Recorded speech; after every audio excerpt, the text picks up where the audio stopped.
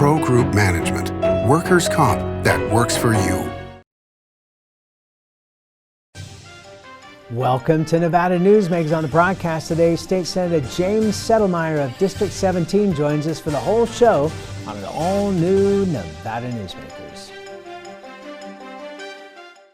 Hello, is this D&D Roofing? Yes, it is. How may I help you? You did such a great job on my roof. May I speak to the owner? I am an owner. Oh, can I speak to your supervisor? Sure. How may I help you? I love your work. May I speak to the owner? I am an owner. We're all owners. Well, that's why at D&D we work so hard to keep your home safe and sound. Oh, no wonder. D&D Roofing and Sheet Metal. Local, employee-owned, here for you. Retail's impact on Nevada's economy? Enormous. 8,600 businesses, large and small, employing 145,000 workers. And last fiscal year, retail paid tax on nearly $60 billion in sales. We're the Retail Association of Nevada. We support retail, we help it grow, and we mean business. RANNV.org. Take a look at Pro Group Management and see how your workers' comp requirements can be met head-on. By taking a proactive approach, Pro Group can assure that your company is meeting or exceeding state and federal standards. As you move forward in your industry, Pro Group moves with you, simplifying regulatory tasks, clearing the way so you can get the job done and look to your future success. Pro Group Management. Workers' comp that works for you. Early in the morning or throughout the night, professional truck drivers are on the job, serving you, safely moving freight that's crucial to our economy. From the oldest industries to our newest innovators, from the exotic to the everyday, trucks are everywhere, moving everything. Never afraid to embrace a future that makes Nevada and our nation stronger. Trucking moves America forward. This is Nevada Newsmakers with host Sam Shad, a no-holds-barred political forum. Now, from the Nevada Newsmakers broadcast headquarters, here is Sam Shad. And back on Nevada Newsmakers, we're always pleased to welcome back to the program State Senator James Settlemeyer. Pleasure to have you back here, sir. Always a pleasure to be here, Sam. Let's start out with the inability for the Republicans to hold a state convention. You're not happy about that. Of course not. They had plans to have their state convention up at Tahoe. And so the casinos are back open. However, in the meantime, the change to the recovery plan says you can't have more than 50 that's part of a group. Yet in Douglas County, the Walmart can have 400 people in it. And as we've unfortunately seen, protests and riots and looting can have as many people as you want, and that's not controlled. But yet, a gathering of 50 people is the max, if they're associated with one another. So that means your church can't go over 50. It means the Republican convention at Tahoe can't go over 50. So it's had to be changed to virtual. And to me, I think that their plan that they had, they were going to have 50 per room, and they're going to rent 5 different rooms in order to keep that number correctly and have them teleconferenced or video conferenced between the rooms. And I thought that was an appropriate plan. We were trying to work with the governor's team to try to find a solution to that. However, they seemed incapable or unlikely, or however you put it, they chose not to do that. What has the level of cooperation been between the governor's office and the state senators on the Republican side at this point? Well, they have weekly or bi-weekly conference calls with staff. As far as the interaction with the governor, I have not seen that. Occasionally we'll shoot text back and forth, but there have been no calls, at least to me. But I could understand him not necessarily calling me. After all, I am suing him still. So I could kind of understand that. However, other representatives are saying they're not necessarily having as much communication as they would like. So that brings us to the potential for special sessions. We're hearing at least one, if not more, that are going to come up. State Senator Ben Kekeffer was on the program a month or so ago talking about the sooner we get one going, the better, because of the fiscal situation. The sooner we can attack that, the better.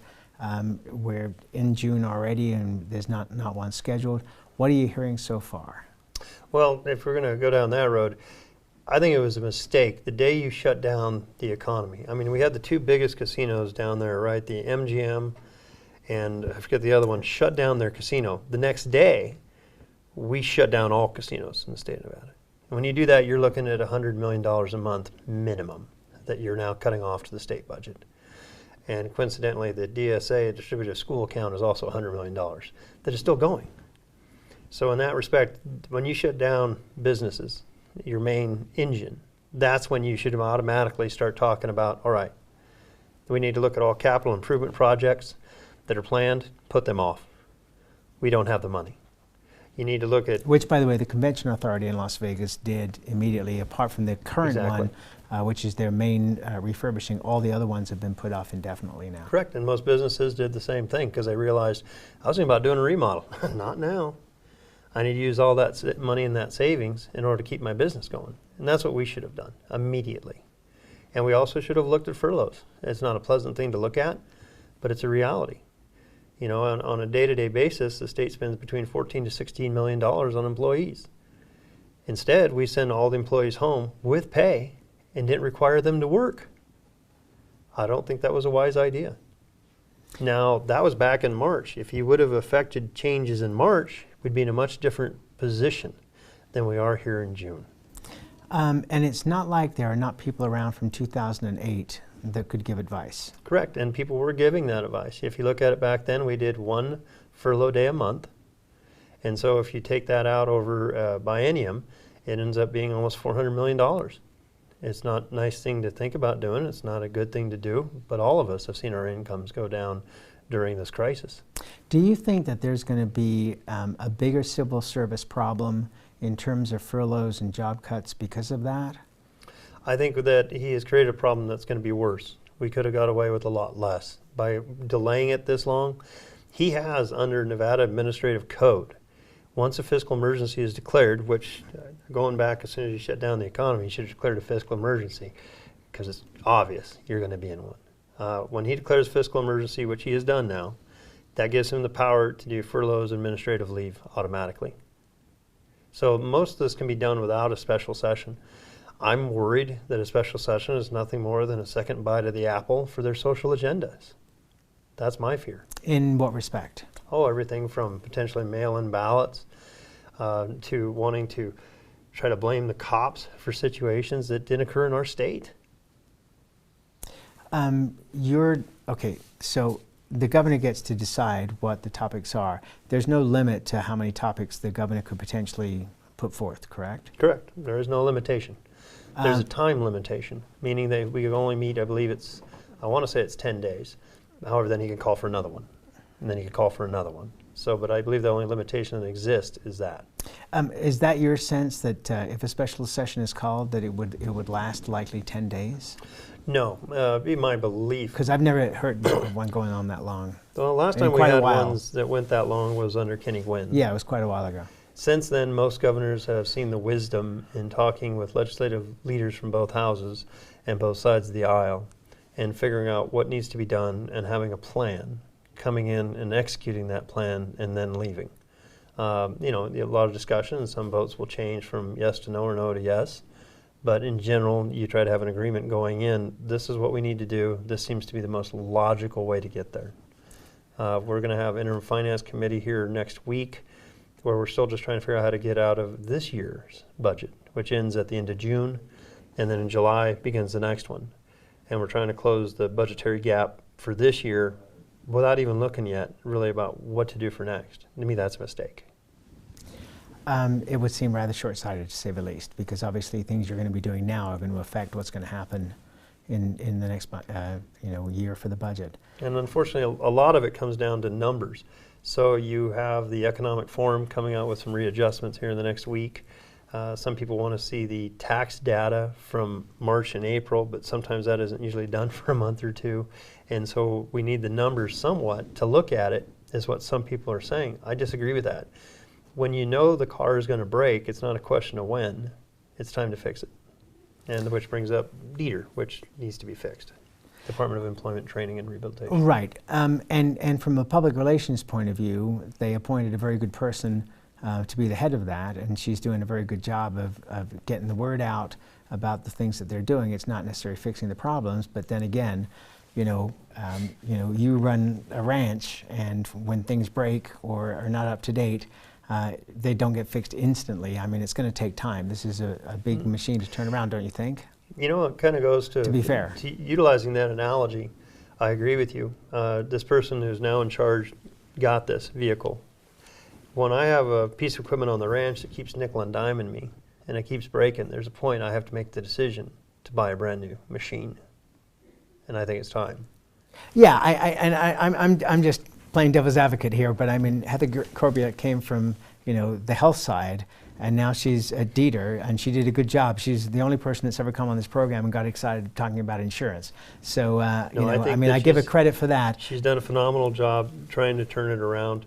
It's just the mass number of people that have not been able to get their claims processed all the way from March that are continuing to email us and contact us, and we hear their stories, and it's sad. No, it's don't get me wrong. I'm not saying that there's not a disaster that occurred at Dieter, and so much of our state government is running on old computer systems and systems that could be hacked and all kinds of problems that we've discussed on this program many times.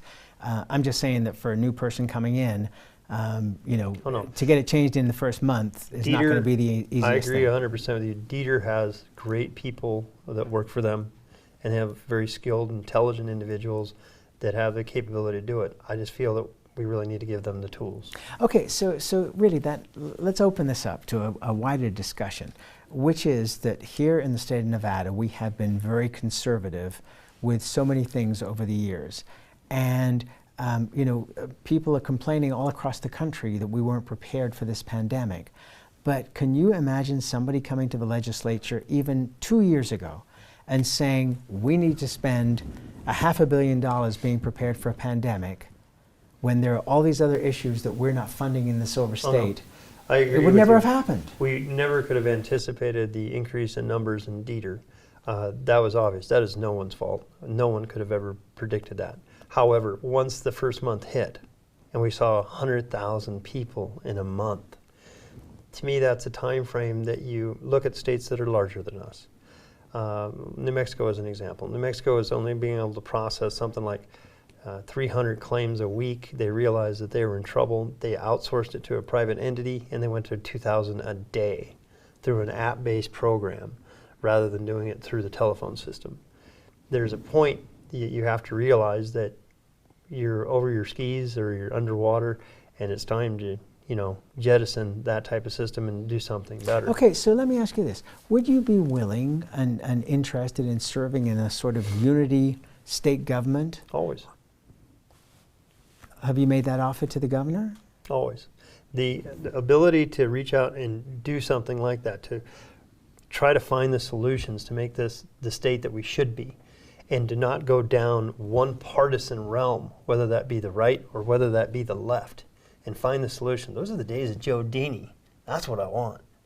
I'm tired of this pathological partisan stuff that I'm seeing right now. All right, let's take a break. More with James Settlemeyer when we come back.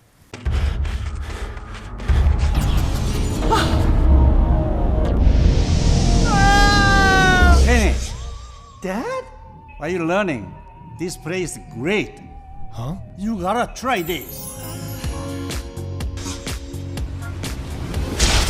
Wow! This stuff is great! People are gonna love it! Yes. Yes, they will. Ahern Rentals began as Signal Gas Station on Las Vegas Boulevard. Founder John Ahern grew the business by offering rentals. His son Don built on John's legacy, growing Ahern Rentals into the largest independently owned American rental company, with 89 locations in 30 states. Don also brought his experience and vision to equipment manufacturing with Extreme Manufacturing and Snorkel. Today, Ahern Rentals continues to bring its family values to a new generation. Learn more at ahern.com. Hi, I'm Eric Robnett, owner of Home Energy Experts. Has this ever happened to you? Honey, did you remember to turn down the thermostat? Forgetting to set the temperature? Not fun. We can help. Our new smart thermostat keeps the temperature set for your comfort all by itself. I'm feeling hot now. To increase your comfort, Go to homeenergyexperts.com for details. That's homeenergyexperts.com. The signs and symptoms of cataracts can start out small with subtle changes in your vision. So don't wait. Be proactive and take your vision into your own hands. If you're experiencing the onset of cataracts or just have questions, contact your eye care professional or call Eye Care Associates of Nevada today. Dr. Hiss has years of experience specializing in the surgical correction of eye disorders and has completed over 84,000 vision correcting procedures. At Eye Care Associates of Nevada, we'll change the way you look at the world. This is Nevada Newsmakers. And back on Nevada Newsmakers, we continue our conversation with State Senator James Settlemeyer. I asked Chris Hicks, the Washoe County District Attorney, and several city council people and county commission people about their concerns about civil disobedience way at the beginning of COVID. Are you surprised at what has been happening? I'm very surprised. The concept of seeing those graphic pictures of what happened to City Hall in Reno, that beyond disturbs me. I don't know how to say it any other way than that. And then obviously the things that are occurring in Vegas. You know, Vegas has had issues in the past, but to see that up in Reno, I found rather disturbing. Do you think that local governments have acted appropriately at this point between the government and law enforcement? I don't believe in the concept of letting someone do damage to other people's property. I feel that that should have been dealt with more severely. I think that when you allow someone to destroy property, the next thing they'll do is they'll go after a human being. It's been proven in other communities, other states. It's part of the training for the police departments. You don't allow that to happen. At least you're not supposed to. Speaking more specifically about the Reno area, the initial reports were that these were out-of-town folks. Now it's turning out to be that these were people within very close proximity to the Reno main police station on 2nd Street. Does that surprise you that trouble was fermented right here in our own communities? I think that you had some agitators from out of town that were helping to instigate and to heighten the problems. It is sad to see, you know, local people willing to trash their own area. I mean, these are the businesses that theoretically they frequent, that they help, and that help them. You know, as we know, most businesses around these communities help out with the Little League and the soccer, the, you know, different sports programs or the schools. And so it's sad that they're willing to do that. I personally feel, though, a lot of people were very frustrated because they'd been on lockdown for so long that all of a sudden they finally had not a legitimate, but they had an ability to get out and do stuff, and they went too far. You know, sometimes that happens with people. They feel restrained, and they get their first sense of freedom or ability to do something, and they go a little too far. Let's change the topic to agriculture, because that's something you certainly have great expertise in. Social distancing obviously has become a phrase we're all familiar with. In agriculture, it's pretty difficult, especially with living conditions where a lot of workers are bunked together. Do you have concerns about outbreaks of COVID within the agricultural community because of that? Well, I think you're probably indicating more of the migrant workforce that comes in from out of town. Which is big in this state. No, it is. For picking of garlic, onions, and things of that nature. I believe that the reality is that those people will come together in a bus usually, so they will have already sadly infected each other if they're infected in that respect. So I believe that, you know, the ranchers I've talked to are going to create more space, you know, in that respect in order to try to help spread people out more. But as far as working hand by hand, side by side with each other, correct. That does occur. They're going to have more safety protocols than ever, as many people have. But traditionally, most people have felt that the concept of COVID is a coronavirus. And coronavirus has been in agriculture for a long time. I've been dealing with it with cattle for over 30 years. And in that respect, during the summertime, it's usually not as problematic because the heat generally kills most coronaviruses. Now, maybe this one mutation is slightly different, I don't know. But I'd be willing to bet that it probably follows the same protocol, because most anything doesn't live when you get to 100 degrees. Well, I would love to be able to agree with you, but reports from Australia, which was in summer when we were in winter, were not reporting a cutback because of COVID. But you know, like I say, I'm always optimistic. So let's take another break. We'll come back much more with James Settlemeyer after this time out. Dimitri Prine here for Design Outdoor. At Design Outdoor, we specialize in all hardscapes, pavers, and walls you'll need for everything, from wonderful small yards to full-blown outdoor living. And we only refer the best contractors to make your vision a reality. Our store and backyard are located at 11600 South Virginia, just north of DeMonte Ranch Parkway. Visit designoutdoor.com or call us at 851-9499. I'm men's rights attorney Marilyn York, and because I represent men in all family law matters, women often call me gender traitor, woman hater, and even disgusting. So why represent men and target myself with these offensive monikers? It's simple. Children with fathers in their lives are 6 times less likely to drop out of school, 15 times less likely to go to prison, and 5 times less likely to commit suicide. So ladies, you can hate me, but please love your children more than you hate their fathers. Hi, I'm Dave Newman. Remember me? I used to be the house detective, and now I'm a realtor, full-time at RE/MAX Realty Affiliates. A lot of people ask me, how's the market? You know what? It's fantastic.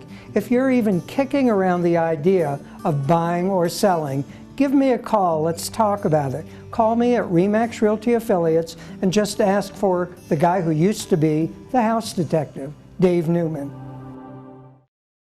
The signs and symptoms of cataracts can start out small with subtle changes in your vision. So don't wait. Be proactive and take your vision into your own hands. If you're experiencing the onset of cataracts or just have questions, contact your eye care professional or call Eye Care Associates of Nevada today. Dr. Hiss has years of experience specializing in the surgical correction of eye disorders and has completed over 84,000 vision correcting procedures. At Eye Care Associates of Nevada, we'll change the way you look at the world. This is Nevada Newsmakers. And back on Nevada Newsmakers, we continue our conversation with State Senator James Settlemeyer. So we already can see coming down the pike here, obviously huge budget cuts coming for the Silver State. No two ways about that. But we're also now talking about social distancing within schools. The state superintendent was on the program last week talking about this. You're going to need separation on buses. It seems like we don't have enough classrooms for the kids we already have. We don't have enough buses for the kids we already have. How is that going to work? Who's going to pay for it? It just seems like that's going to be really tough. Well, and unfortunately, we shot ourselves in the foot, is the way I'm looking at it. Over the years, we have purposely designed classrooms to be of a smaller size due to class size reduction protocols. Now, all of a sudden, we're saying we want the same number of kids, but we need twice the amount of room. In the older schools, they'll be able to help facilitate that a little bit better than in the newer ones. The newer ones, due to class size reduction, again, they built the room so small, they're going to be in trouble. And then how do you get the kids to school? Originally, in my discussions with the superintendents, the heads in my areas, they were like, well, we want to start school again, but we have to start with no restrictions because there's no way we can handle the restrictions. There's just no way. And the real issue, to me, when you're dealing with children, isn't the children. We've seen that with coronavirus, their survivability rate is very, very good. It's a situation, though, where they take it home, and if they're being raised by grandma and grandpa, that's where we have the issue and the problem. So hopefully the science can catch up with it, but there also needs to be a point where, can we afford to triple the number of buses? Can we afford to triple the we number don't even of schools? have we don't have the availability of those vehicles, even if we had the workers. Yeah. And if you're going to have huge budget cuts, where are you going to be able to pay for that? And I think it's going to be a situation we need to look at what some other countries and other areas have done to try to help out and assist with that. And it may be a situation where if you're a vulnerable individual, you may want to think about doing a little bit more homeschooling or look at a different way to teach for those individuals because there's just not the ability as we're indicating. We've only got a couple of minutes left, but let me turn to a complicated issue, but maybe you can hit a couple of high points here. We're seeing tremendous differences in the way that water is being dealt with in the Silver State from the state government. And you're seeing issues now up along the Humboldt River with a company that wants to purchase flood water to be able to resell that. You're seeing pushback from the North Valleys in Reno saying that they've got more water than the state is saying to be able to do more development. What are your top 2 concerns about water issues in the Silver State right now? The issue, I don't know, If you look at, I remember my water law professor when he talked, there are two fundamental rules with water and two fundamental exceptions. Water flows downhill, with the exception it will flow uphill to money. The other major rule is first in time, first in right, the rule of seniority. That's how water is appropriated. When did you put it to beneficial use? With the exception of mob rule. And if they get enough people together, they will try to change the laws. Then will this be in perpetual litigation? My family was involved in the Alpine lawsuit. It is the longest litigation in the history of the United States. It took 58 years to settle. There are cases that are longer, but they haven't been settled. This one took 58 years to settle. And that's what we're lining up with. If you look at it, we're seeing a lot of very interesting cases in the courts. And waiting for the Supreme Court to make a decision on them, as we're waiting on many other decisions from the Supreme Court. But in that respect, one such as, does the state of Nevada even have any authority when it comes to domestic wells? And one judge ruled, you don't. Now that has to be appealed and see if that stands, because that's a major issue. Wow. So much more to talk about, so little time. Thank you so much for being here. I really appreciate it. You went out of your way to get here this morning, and I really appreciate it. Thank you for being here, and obviously much more to talk about. Thank you. And we'll be right back. A bird's eye captures its surroundings at different heights. At Brian Culpa Photography, we can make your imagination soar over buildings, parks, cityscapes, and beyond. Brian's images tell the story and get the job done. If you need a new perspective to tell your story, contact Brian today. Brian Culpa Photography. Experience the bird's eye view at brianculpaphotography.com. Hi, my name's Marilyn Miner, and I'm sure you'd agree that Nevada's a very special place to live. I was born here, and my husband and I have raised our family here. I feel it's a privilege to live and work in the Truckee Meadows. I especially enjoy helping my clients reach their real estate goals. Sometimes the smallest details provide the greatest satisfaction. I'd be complimented to talk to you about your next move. Call Marilyn Miner at Dixon Realty, 742-1280, or log on to marilynminer.com. As you know, Reno is booming. Toll's Development Company is helping it grow with insightful design and development, building community with every project, adding beauty, adding excitement, emphasizing our shared humanity. Reno is becoming bigger. Toll's Development is helping it become better, more livable, more enjoyable. To learn more, go to tollsdevelopment.com. tollsdevelopment.com. Pro Group Management is the place where companies can find workers' comp solutions that are designed to meet their specific business requirements.